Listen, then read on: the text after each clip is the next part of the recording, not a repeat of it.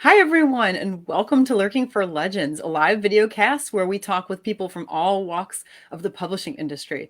I'm Christy Stratus, historical suspense and historical fantasy author, and my awesome co-hosts are science fiction author David M. Kelly and epic fantasy author Richard H. Stevens. So this is an interactive broadcast, and we encourage you to chat about anything you hear in the show or even ask questions of our guests, who will be happy to answer them. And tonight we are very excited to welcome poet Katherine Lawrence. So welcome, Katherine. We're so glad to have you. Thank you. Thank you for the invitation. Yeah, absolutely. So we always like to start out by hearing you tell us just a little bit about yourself and your writing. So let's get started with that. Sure. I live in Saskatoon, Saskatchewan. So for Americans tuning in, that's the province directly above North Dakota. And I have been writing all my life, got serious about it when I was about 40. And I have published 5 collections of poetry. And one of those collections is a novel in verse for young adults and middle readers.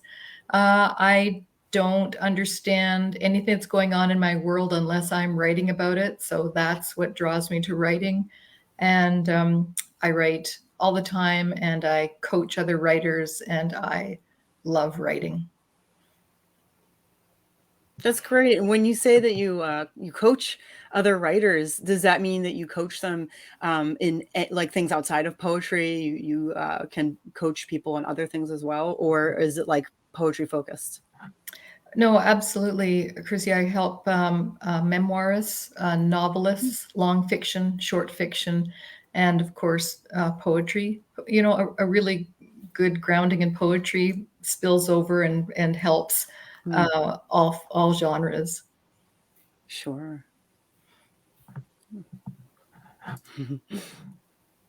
Oh, welcome. I noticed you had a launch event last week for Black Umbrella. Oh, congratulations. Would you like to tell us a little bit about that, and perhaps even kind of like how you came up with the name? Absolutely. So Black Umbrella was just published by Turnstone Press out of Winnipeg, and it's a collection of, it's a poetic memoir. And what I should make clear in this conversation is that I'm a writer who goes back to the same subject over and over again. And my preoccupation is the families that work and families that break down. So Stay, the middle grade novel in verse, is about a little girl whose family is falling apart, and she's desperate to have them stay together. And Black Umbrella is the story of my family of origin and the breakdown that I experienced, watching my parents divorce and the repercussions. So I just, I don't go into this writing with an agenda, but after the books come out and I start getting feedback, I hear people say we need conversations around the so-called divorce narrative for adults and for children. So a Black Umbrella, as I say, it's a poetic memoir, and it also deals with one of the great marvels of my life, which is a very happy marriage and 2 adult daughters who thankfully have not experienced what I experienced. And the title Black Umbrella comes from a very skinny little poem that goes like this. Now you're gone, I can't stop the rain in my dreams. Now you're gone, it rains and rains. Mm-hmm. So the idea of the metaphor of the black umbrella suggests, a dwelling place. It suggests grief. It suggests a place of refuge, and grief and loss permeate every divorce narrative, regardless of the age of the players. Mm-hmm. Interesting. I also you touched on your daughters there, actually, and I noticed that on your website it says that you launched Two Fabulous Daughters, and I was just kind of like wondering, being a sci-fi author, where did you launch them to? I was going to ask the same question. Oh, you sci-fi people are so slippery, so slippery. You can say that again. I'm not touching that one with a 10-foot pole, David.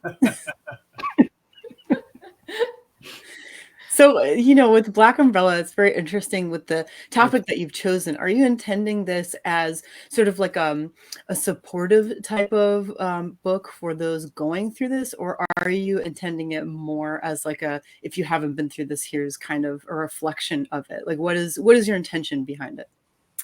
Well, as a writer and as a poet, my attraction is to language and to learning what I can about myself and the world through language. So once the book is out there, then readers are going to make of it what they will, of course. So I honestly am not, walking around with a placard. It's not a self-help book. It's not any kind of guide.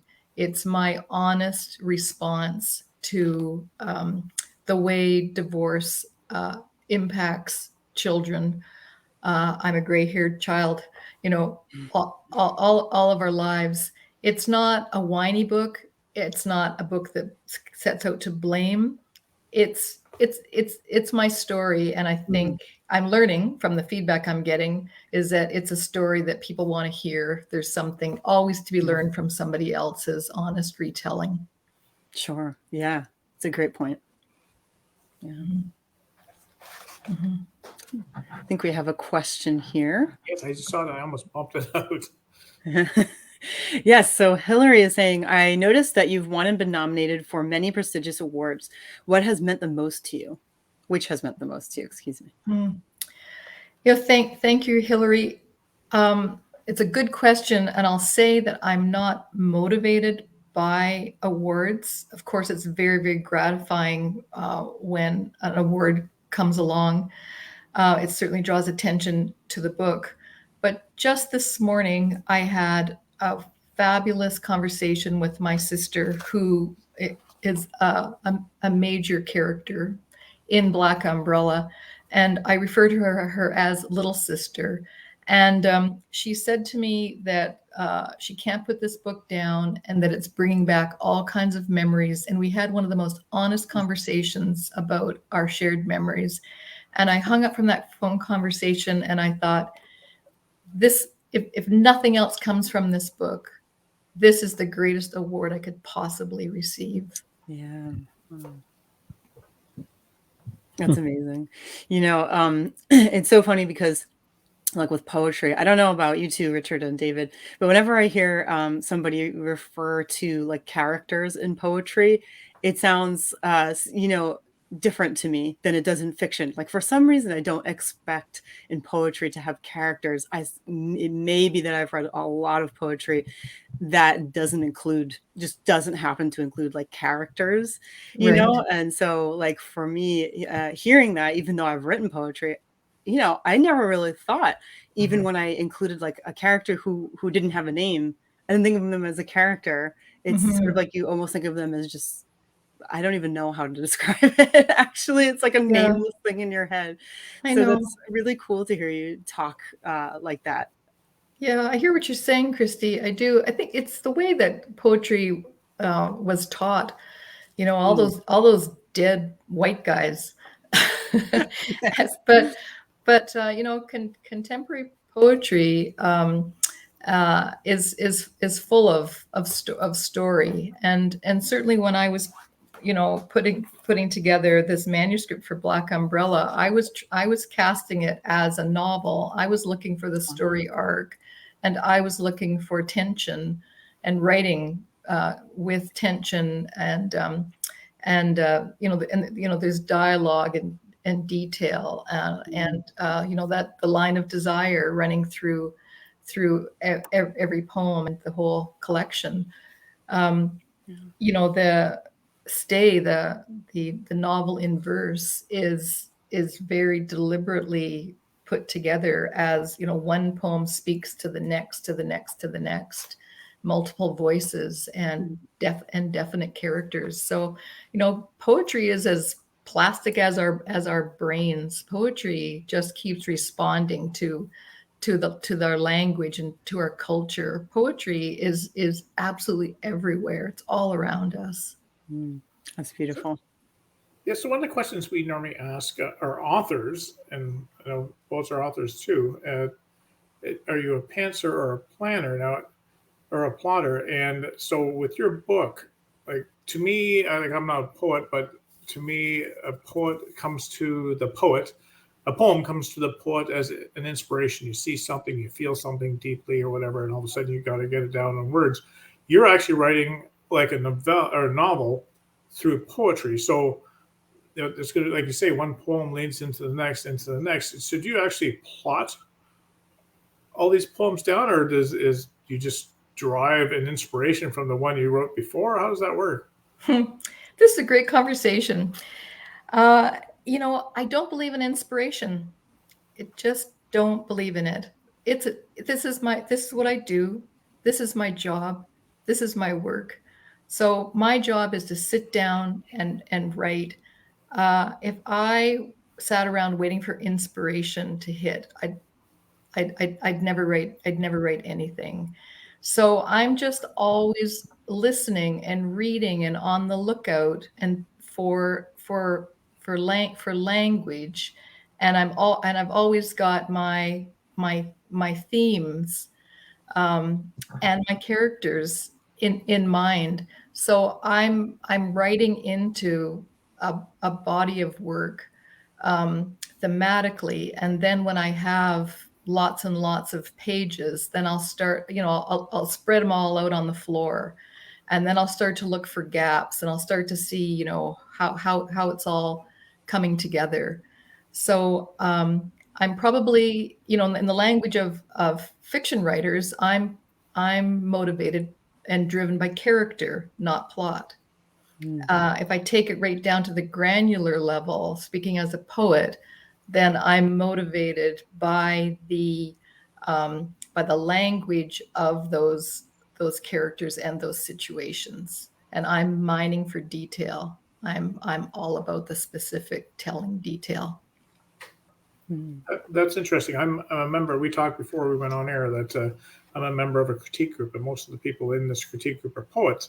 And I honestly don't think I have a lot to offer them other than to let them know how the poem made me feel, because I don't understand poetry and how the words are not capitalized or capitalized, or sometimes they run across the screen one direction, down another direction. I think it's really cool. And if I did that, probably my books never get published. But I write epic fantasy, so I write 150,000 words, and not every page has to have that oomph.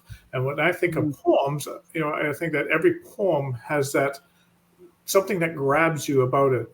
And so if you're writing a whole novel about, like, the Black Umbrella, about that story that you put in there, how can you get, like, my chapters, I might have a 10-page chapter, and there might be a really neat line at the end that kind of draws the reader into the next one. But how do you get every chapter or every poem in your book to have that special oomph and yet still tell the story? Well, titles are flags. They help a lot, and I'm actually driving every line, as opposed to one poem at a time. So every line is driving the piece forward. And well, in Black Umbrella, the first poem in the book is titled "Hooked," and it's a story of how as a child, the telephone in our home would ring once every night, and my mother let me in on the secret that this was her lover, and I was to keep the secret from my father. And she wore a charm bracelet with a little telephone on it that her lover had given her. So that poem sets the stage, if you will. And then the next poem is called "My Beautiful Mother," and here the reader learns about her beauty and her allure. And what I saw watching my grade 4 teacher look at my mother, that's when I realized, oh, I have a beautiful mother, and there's more men attracted to her than just my father. So the dramatic tension is in each poem, and it just builds as I move through. I find that fascinating. And to me, Mhm. this seems like so much work. Like, I edit and I think, oh, that's a good sentence. That's a good sentence. But when you're piecing together a scene or you're building a world, not every sentence really has a lot of impact. But like you say, with your poems, every sentence has an impact. So that's Richard and David and Christy, when you have written a chapter, do you read it out loud to yourself? Like, do you then read it and listen for how it's landing, for its rhythm, for what Yep. else yeah. I do it every Thursday night online, so everyone can sit there and listen to it. Yeah. So I think that's part of the process that starts to inform about how it's landing, and in that exercise I often am finding holes or gaps, what's not working, what is. So we have that in common. We probably have, I know we have lots and lots of techniques in common. Oh, I'm sure we do, but it just fascinates me when I listen to the poets recite their stuff, and they're just like, bang, in 10 lines, they've just painted a whole picture, and it's got a lot of emotional impact in it, and I'm just totally in awe. Yeah. Yeah. It's so amazing. I know when you raised the book Stay, I think it was, I saw that there are some stickies in there, and I always like to ask authors when they mark their own work, because I do it too. What is it that you are personally marking? Is it something you're coming back to for like a future book, or does it have to do with something else? Oh, well, I just finished a little reading tour. Because Stay has been re-released as a reprise edition. So these stickies are still some of the poems that I was reading to audiences over the last few days. Yeah, that's right. Yeah, that's great. I should have taken them out for this. No, not at all. I always wonder, because we all do different things with our work, the way we market and stuff. That's right. Speaking of reading tours, now Canada is such a big country with such vast land, and most of our population is right along the 49th parallel. You're in Saskatchewan, and I joked with you before we came on air that what would ever make you stay in Saskatchewan after living in Hamilton? Just because my vision of the weather is so cold up there. It's probably like David where he is too, but and you told me it was your husband that drove you out there, and that's awesome. But speaking of tours and stuff like that, Saskatchewan has a couple big cities, but and then it's pretty well rural. So what do you do if you want to go to book events or book tours, stuff like that? Like, are you flying? Like, Canada's such a big country. Are you flying to different places, or is there enough around Saskatchewan to keep you busy? Well, so Black Umbrella was launched in Saskatoon, and then I did a reading tour in the south of the province at some libraries and bookstores. Had good turnouts everywhere. Yeah. And there's a major literary festival that draws in readers and authors from all over Canada. That takes place in Moose Jaw, Saskatchewan, every July. I'll be reading there. I think this is a fantastic place to be a writer. Huge literary culture. People really support their writers. We have the Saskatchewan Writers Guild that is enormously supportive, and also will provide funding for traveling around the province. And then in the fall, my husband and I will drive out to Guelph, Ontario, and I'll participate in a writers' festival there and do some readings in Toronto and Hamilton. And the weather will be good, and we'll be in our camper van, and we'll stop in and say hi to David Kelly while we're zipping by Sudbury. Yep. So, and then in October, I'll be out in Vancouver doing some readings out there. So it's a fantastic country. You fly, you drive, you apply to the Canada Council for help with expenses, cross your fingers, and you get out there and meet your readers. Yeah, it's you just have to hit the road. Yeah, no, that's wonderful. And you actually, we're looking forward to seeing you in Eden Mills in Guelph that you mentioned. Dave and I are actually hawk our books there. We won't actually be doing the reading, so we'll be down in Panhandlers Row, I guess, with our little tent and our little books. Please buy our books. But well, come and hear me read. Yes, we will if we can get away. Yeah, for sure. Yeah, we were down there in 2019 and we wanted to come back in 2020, but of course that didn't happen. So I'm looking forward to that event again. We really enjoyed it. I know. And that's what's happening with these readings I'm attending. People are so happy just to be out and things are live again. And also, my launch was hybrid, which is, new since the pandemic. So there's some good things that the pandemic has kicked up. Oh, here's Wanda. She's a local author here down an hour south of Toronto. We're down in Cambridge, and she's one of our Cambridge authors. And actually, Wanda and I had booths together next to each other this past Saturday at Windfest in Riverside Park. It was Nice. It was like a typhoon out there all day. We had 2 tents, and one of them broke.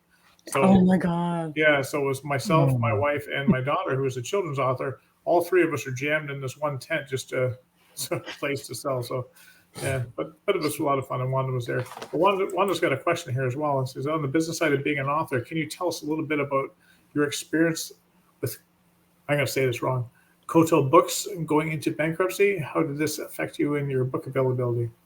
Oh, Wanda, that was a heartbreaking event because Koto Books had been publishing Prairie authors for over 30 years and went bankrupt, as so many regional presses have done. It was just heartbreaking. But you know what? There's a silver lining in every cloud, and Stay had been published originally by Koto Books, and then just recently Shadow Paw Press came along and liked Stay and decided to issue a new edition of Stay. So Stay has a new home, has a new life. It's just wonderful to go back and revisit this book and take it out on tour again. This is a book that I feel so ambitious about this book because I love the way children respond to it, and I have this wild hope that every divorce lawyer in America, in North America, will keep copies of Stay in their offices and hand this book to parents and read it to their kids and help them to get the language they need to articulate what they're feeling as their families reconfigure themselves. So I'm really, really happy to see Stay get a new life. Sadly, it comes out of the demise of a highly respected publisher. But to any authors out there who have gone through what I've gone through, I say don't give up hope. If your publisher closes its doors, then make sure that you buy all of the production files for a very nominal fee. I think it cost me $25 to get all the production files back, and I was just able to hand that over to Shadow Paw Press. So there's always a second, third, fourth life for a good book. Awesome. That's great. That's great. I noticed, Katherine, you contributed to a collection of poetry called Apart, a year of pandemic poetry and prose. Do you feel that the COVID years have changed your writing, your poetry in any way? Well, the pandemic slowed me down and made me recognize how grateful I am to be a writer, because I do not know what I would have done with myself if I hadn't had my whole writing practice. So it allowed me to do more of the coaching with other writers, because so many other people were writing. They wanted contact and feedback. So that was happening. And it allowed me, or I gave myself permission, I suppose, to just take more time with more reading, more theoretical, literary criticism, excuse me, and and a greater devotion, if you will, to my writing. So I think at the end of the day, I just emerged from my office feeling grateful, just really grateful to be a writer. Yeah. I'm sure you all feel the same way. Did it change some of your perspective on your writing at all, with the human condition or whatever? Does that make its way? I know yours are kind of stories about what you've experienced, but the human condition in general, I think the pandemic's really opened people's eyes one way or another. Did it influence your writing anyway that way? Well, the piece that was published in the anthology that David references is about is a story about a very humbling experience, and so perhaps I have been humbled by this pandemic in the same way that I feel grateful for so many things I've taken advantage that I've just taken for granted. So the piece in the anthology, just quickly, is I had ordered a coffee pot online. The wrong size arrived. I called, some warehouse somewhere to order the correct size, and was put on hold and for like 45 minutes. And when the fellow came back online, I was that horrible, bitchy woman on the end of the line who started giving this worker a tough time. I had no business doing that. And within about a minute of me being cranky, I heard a baby cry. It was just at the very outset of the pandemic. I heard a baby cry, and I just stopped in my tracks. I said, are you working from your home? And this fellow was holed up in a little apartment in Montreal with a newborn baby, and obviously his wife in the background. And I thought, my Lord in heaven, what kind of condition is this fellow and this family living through in this pandemic? These were early days. Nobody knew what was up, what was down. And I just did a complete 360. I apologized. My attitude changed totally. I thanked him for his time. He kept apologizing to me for how long it was going to take. I'm saying to him, I have all the time in the world. And as I was standing there, truly feeling I had all the time in the world for this man and what he was trying to do with my account, I looked out my kitchen window and saw for the first time that the cherry tree in my backyard had bloomed. It was in blossom. And I was so busy and so full of myself that I hadn't even slowed down to admire blossoms. So it was a humbling experience. That's what I wrote about. And that was a real teaching moment for me. And that's the pandemic just slapping me across the top of the head. That's awesome. So were you ever able to get that poem out to that gentleman, or did you ever know who he was? No. No, that would have been really neat. That would have been really nice. Yeah. No, I never, it was a huge organization dealing with people all over the world. Yeah. That's awesome. I know in one of your books, and this is probably the case in all of your books, or maybe the majority, ring finger left hand. This is another one. I think it deals with divorce. I apologize if I get that wrong. The breakdown of marriage from 3 perspectives, it says. And I really I'm looking at what this one reviewer said, and she's saying that your ability to use original metaphors on the day in the life is staggering. And she's got a couple of quotes here that she particularly liked. And she says, like, the husband admits, I didn't make enough money to fill your mother's crystal vases with anything except dust. And then the wife wonders, maybe if I had been more organized, possessed the logic of canisters neatly stacked, maybe I could have made us work. And I just find these lines, the more I think about them, the more sort of clever they become, in my mind. And I have to agree with this reviewer that the metaphors that you're using, the way that you're setting this up, as in like a day in the life, the things we don't necessarily notice, kind of like what we were just talking about with suddenly you hear a baby in the background and it wakes you up in a way to what's going on. It's, these metaphors based in something we can all picture and we can all relate to and understand, are really hard hitting. So would you call this like kind of your quintessential style that you do? How do you sort of layer that the way you do? It's really, really nicely done. Thank you. It is my style. That's the kind of writer I am. I pull in, I'm all about like the domestic novel, domestic imagery. I'm grounded in, as I said earlier, the dynamics of families. So of course I turn to the home, and I draw imagery from the nest, everything that surrounds us. And because this is my thing, that I'm alive to these images. They catch my attention. They speak to me, if you will. And so that's what gets woven into all of my work.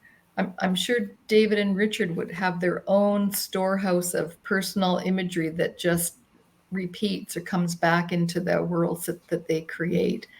And I've, my world is the world of the home and the heart, the knife, the fork, the spoon. Yeah, that's wonderful. I think it makes it very easy to read on two levels. Like, you could read it just on more of a surface level and appreciate it, but you can also read for the depth, and almost like, I'm not sure if I can describe this properly, but pretty much just feel as if you are, in that moment, because of the clear, vivid imagery that everyone has seen, and kind of the emotion that comes through that I think everyone has felt, even if they haven't gone through that situation. Mm-hmm. Now, may I read a poem that would be maybe 35, 40 seconds? That would be great. This is all about you. So if you want to read a poem, you go right ahead. Okay, so this from Stay. This is called New Math. And so here the main character, Millie, is speaking, and her parents have divorced, and it's brand new. 4 chairs at the kitchen table minus 1 dad equals an empty place I can't subtract from the meals we ate together. Dad's clown around jokes, holding a banana to his ear like a telephone, his direct line to those monkeys in Ottawa, or serving our Friday night specialty, chicken a la daddy, deep fried and golden, Mum's pink apron tied around his middle, white chef's hat from the dollar store perched on his head. Tara, Mom, and me pretending we're part of a TV cooking show called One Dish Dad. His studio audience laughing for real. It's my job to set the table every night for dinner, but I hate the new math in our house. 3 plates, 3 glasses, 3 forks, 3 spoons, knife, knife, knife. That's beautiful. That's a really, really, you can feel that. You can really feel that. So kids love that poem when I'm in a school. I remember one little boy raising his hand and saying, excuse me, why did you repeat knife, knife, knife? So we had this good conversation about metaphor, and what a knife is not always just a knife. Anyway, they're so smart. Kids are so smart. They get it. Yeah. So your poems, obviously, they come from your personal experience and a lot of the breakup and stuff like that. But do you expand upon that with all the other stuff we see in society now and bring them in there, or is it all from your experience? You know what I mean? So you see how your family they split up, but there's so many different families split up in so many different ways, and you see it in the news all the time, and there's some pretty heartrending ones. So do you draw from those things you hear in society, or does everything come from what you've experienced? Well, the best way for me to answer that, Richard, is to say that my goal is to make these poems my own, and I do that by really paying attention to the kind of imagery that Christy and I were just talking about. And what I believe and what I see happen is that the greater the detail and the greater the specificity, the greater the universality. It's a very, very curious chemistry that takes place. So the more detail I can give, the more accurate a painting I can produce, if you will, like an emotional painting, a tone painting, then the greater emotion there is and the greater it translates for someone who is from a completely different set of circumstances, but they relate. But they get relate. it Sure. because that emotional vein is running through thanks to the details. Right. Yeah. Does that make sense? Yeah, wait, that's definitely, yeah. Absolutely. So you mentioned, Catherine, reading for children. Do you do a lot of work with schools and libraries in terms of outreach and so on? I do. So that's been one of the wonderful doors that have opened because of moving into this middle grade young adult book. It's just been so gratifying. I'd love to crank out a sequel, but I just haven't come up with that. Yeah. Do you find that it's easier to teach? This might be a weird question, but do you find that it's like easier to teach children about poetry than adults who might have set ideas? Children are very elastic in that way, where they don't necessarily have expectations, but like adults have already lived life and sort of had their experiences and might have more blocks in terms of writing, for example, or understanding literature. Kids don't let you get away with anything. Not that you want to get away with something, but I just find that if I'm going into a classroom or reading to kids, I have to really have my act together because you just never know what one of those little suckers is going to hit you with, right? You just don't know. And in fact, an early version of Stay, I took into a classroom to workshop it with these kids because I hadn't written for kids before. I didn't know if it was landing, and they didn't like it, and they let me know. They want to know why Millie didn't have a cell phone. Why wasn't there any technology? And a couple of kids really took issue with the family. That family is too nice.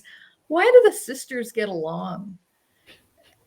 So then, and based on some of these questions, I started to think, there's what's up with these kids? Like they're coming at me with really insightful questions about family. So I said to them, how many of you kids live between two different houses? How many of you have families that have divorced? Over half the kids in the class put up their hand. So I went home and I took the gloves off. I thought, I don't have to, I'm going to bring my family and my family's experience into this story for kids. I don't have to be gentle. They want the truth. They want the truth, just like adults want the truth. So then my job was to deliver a true story through the language and the lens of a child. That was valuable feedback. Wanda's asking, you're reading from Black Umbrella at Eden Mills. Will you have other books available for purchase? For you, Wanda, I will bring more books. There you go. That's a Lurking for Legends exclusive, Wanda. Code LFL. I just want to go back a little bit to you were talking about when that publishing company closed and you had to find a new one, and Stay came back to life again. When it went to the new publishing company, did Stay change at all, or did they just accept it hook, line, and sinker? Did they change the covers on you? How did that process work? Yeah, it was another great experience. Well, the cover stayed the same, but in the 4 or 5 years that between Stay's original publication date and this new one just this past spring, many things have changed in our world. And so I made a few changes. So for example, I realized, so there's a reference to Siamese twins in the original, and that's just not culturally sensitive language. So I changed to conjoined twins. There were just a few more examples where I was able to just bring in language that was just more sensitive to these times. There's a Cree grandmother in stay, and and I learned from feedback first time around that'd be better off to drop the last name I had. So she's just Mrs. Irene, but some of the Cree language is that all stayed the same, and that was all approved by a Cree woman who read the original manuscript. So it was just a chance to make some small but important changes like that. Mm-hmm. Yeah, that's awesome. great. On the cover, did the cover stay the same, or did they change it? Cover stayed the same. Yep. Oh, yeah. That's great. Birds. One bird stays and one bird flies away. Oh, that's nice. It's really good. The other thing that goes on in this book is that Millie wants her family to stay together, but she's 11 years old and she desperately wants to adopt a puppy. And so she eventually does. It's very difficult because, of course, the puppy can't move back and forth between dad's apartment and mom's house. And so stay also refers to the training that had to go into to teach this puppy to to sit and stay. Yeah. So Nice. So, and I love playing with titles. So that one was a lot of fun. Yeah, that's really, and when we do that critiquing group of the poets, I love seeing how their titles always have more than one meaning to them. And yes. And that's really really interesting. I try to do that with my chapters. Not really have more than one meaning, but have some kind of meaning to them. Yeah. I do chapter titles. I know it's kind of a dying thing, but oh no, I still titles do. are so important. Titles are. No, really, I think so too. Important. I think chapter titles are great, but. Mm-hmm. So I see we're running out of time here, Catherine. Thank you for coming on, and thank you very much for filling in. We got a hold of you, was it yesterday? Yeah. I think you had like a one-day turnaround, and we really appreciate you stepping in. We had a guest all lined up, and he had some unfortunate events happen to him late last week, so he had to cancel. We really appreciate you stepping into the breach here and helping us out. It was a real honor. I just loved meeting you. Thank you, David and Christy and Richard. This has been a lot of fun. No, thank you. We really enjoyed you coming on and learning a lot about poetry. We don't have too many poets come on here. We don't mind poets come on, but I know myself, I feel like a fish out of water speaking to a poet because I don't know what to ask you because that's not what I do. But I think you did very well. Questions, yeah. So just before we leave, Christy, what's new in the Christy stratosphere? There isn't a whole lot new since last week. I'm still working on my second grimoire book. It's definitely going to start releasing on Kindle Vella in July. I haven't picked a date yet, but I was working on episode 6 and I had to throw away 1,800 words, and we've all been there, and it hurts. But I spent a bunch of time on it, and then I write this one in episodes since it's a serial. So considering that that's the way it is, spending a few days on it is not too bad, but if I was publishing this live, it would be nerve-wracking, which is why I'm building up the episodes ahead of time instead of publishing them week by week. So I had to throw away those words. It was just not working at all, and I talked a little bit about that on my social media. So I restarted on that, and it was way better. The last time, how it is, I'm sure all of you know how it is. If you find yourself sort of with all these sort of missing details, and then a character isn't really who they're supposed to be, and you start to think, I feel uncomfortable with the scene. What's up with that? And I realized it was just way off, and where it was going to end up going was way off. So that's in the deleted scenes bin. If you are subscribed to my Patreon, I'll probably publish that at some point to you guys only. So I restarted, and it went a lot better. So I'm almost done with that one. Whew. So that's my big news for the week. One whole episode. got work Good for done you. because of all that. Yeah, that's always heart-wrenching. I was actually I was editing something to do a live read that I had to do at the Cambridge City Hall on Friday, and I realized I was actually editing the story, but I got so sidetracked with all these different things going on. I went to hit save. It asked me if I wanted to save it, and I'm thinking, no, because then I have to change my paperback and my print, my hardcover, blah, blah, blah. I don't know what I've changed and everything else. So I hit no, and then I realized I was working on the copy of my new book, and it doesn't have any other version. It's only got the one. I just did all that, and I thought some of them were really amazing changes, right? I don't know if that's the life of a writer for sure. So painful. My response is only 1,800. I know there are people who've thrown away whole books. Have you had this experience, David? Dave did about 75,000 words, I think. Oh yeah. Yeah, I threw away 75,000 words. Wow. Yeah, that's painful. So what's new with Dave in the David Kelly universe? Not much really.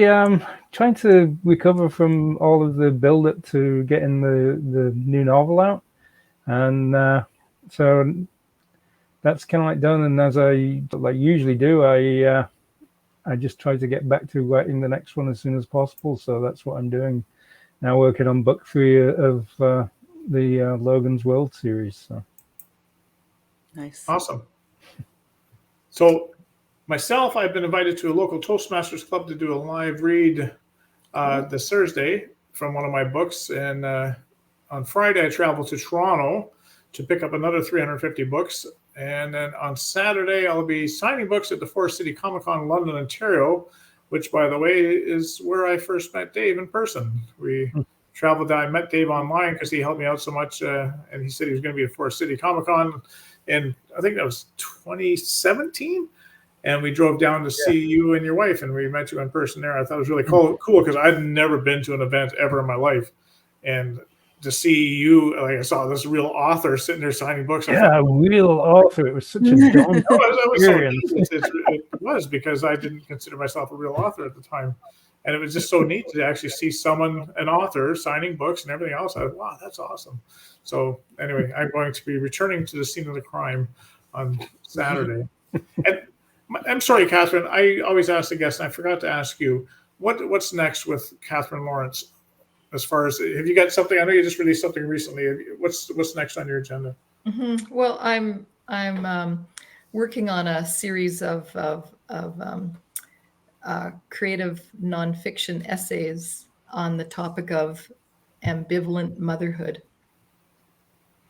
It's one of the things that I learned in the writing of Black Umbrella, that my mother came to motherhood with tremendous ambivalence, and it wasn't a term back in those days, but it is now. These days, you can find a lot written on it. So that's what I'm trying to get at. So in my usual way. I don't imagine you have any kind of release date already. No, I'm still in the research writing phase. Mm-hmm. And where can we find your books? I see Christy's got a banner scrolling across the bottom of the screen. It's got your website on. And where else can we find your books if we're looking for them?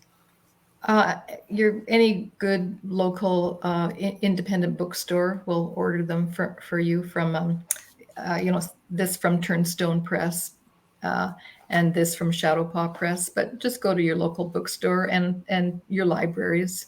Love to support libraries, or contact me. Love to hear from any of the viewers tonight. Awesome. Mm-hmm. Thank you. No, thank you for being here again. Again, thank you for stepping in the breach. So next week's guest is crime fiction author Brenda Chapman. Brenda is a Canadian crime fiction author with over 20 published novels. In addition to short stories and standalones, she's written The Lauded Stone Child, and they give me a French word here. I'm Canadian. I should know these. Rouleau. There's too many vowels there. Rollo Police procedural series, the Anna Sweet mystery novellas. I can't even say that. And the Jennifer Bannon mysteries for middle grade. Her work has been shortlisted for several awards, including 4 Crime Writers of Canada Awards of Excellence. So that sounds interesting. And just so everyone knows, our upcoming live read on July 5th will include epic fantasy excerpts written by authors Allegra and I'm going to say her name wrong too, Pescatore, I believe. Christy can correct me wrong if I I'm think wrong. you're right. And Lambert Cook, who is an up-and-coming author. He actually doesn't have a book published yet, but he has a story written, and he is going to read an excerpt from that. And, of course, myself, I'll be reading from the book I'm writing right now, so it's kind of an exclusive, The Windwalker. So I can't wait to see what characters we nailed Dave with. I'll be the drunken dwarf, I'm sure. So anyway, thanks again, Catherine, for joining us tonight. For Christy, Dave, and I, that's all we have tonight. And until we meet again, take good care. Thank you. Good night. Good night.